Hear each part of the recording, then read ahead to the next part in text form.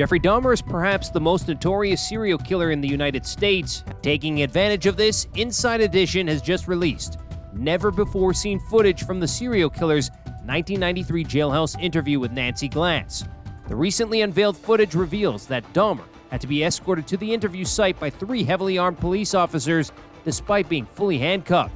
The world-exclusive interview took place inside the maximum security prison in Wisconsin, where Dahmer was serving 999 years. Once the serial killer arrived at the room he was going to be interviewed in, he was actually really strange. Before this, Dahmer was never really seen as being nervous. Even during his trial, he didn't really show a lot of emotion. But this new footage reveals that behind that cool and calm facade was a cowardly man that knew he could never make up for the innocent lives that he had taken. Not only this, though, the never-before-seen footage also shows Dahmer constantly fiddling with his fingers, once again proving the fact that he was really nervous. It was also revealed that the serial killer actually asked Glatz what sort of questions she would be asking and constantly took breaks during the interview. What questions are you going to start out with? Dahmer killed his first victim when he was 18 years old. He dismembered the boy's body and hid it in a drain pipe.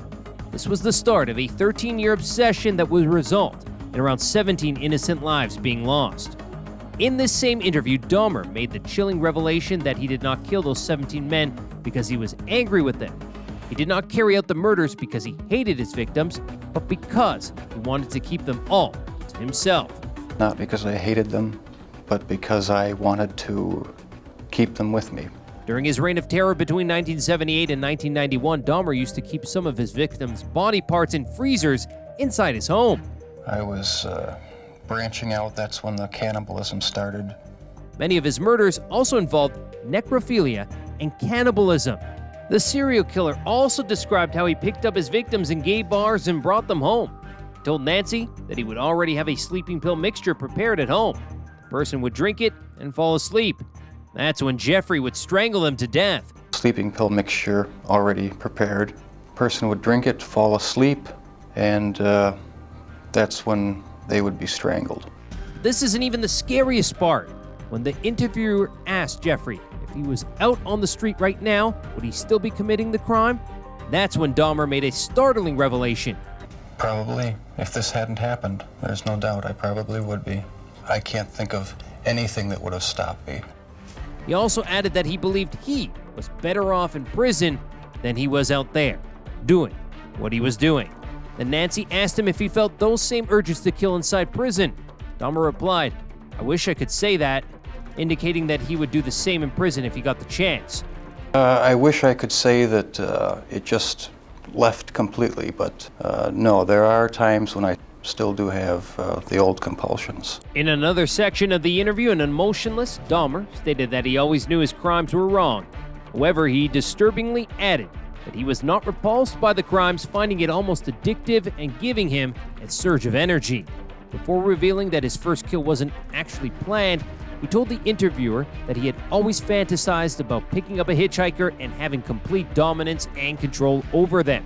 I had fantasies about picking up a hitchhiker and taking him back to the house and having complete control and dominance. In another unnerving segment of the interview, the 33-year-old Dahmer discussed how he kept some of his victims' body parts. "If I couldn't keep them whole, I could at least keep their skeletons," he told Nancy. If I couldn't keep them there with me whole, at least I felt that I could keep their skeletons. He then went further into the grotesque details, explaining that he even considered making an altar out of the 10 different skulls and skeletons as a sort of memorial or a place where I could collect his thoughts and feed his obsession.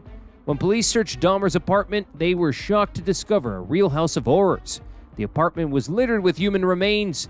They also found a photo album full of pictures of body parts.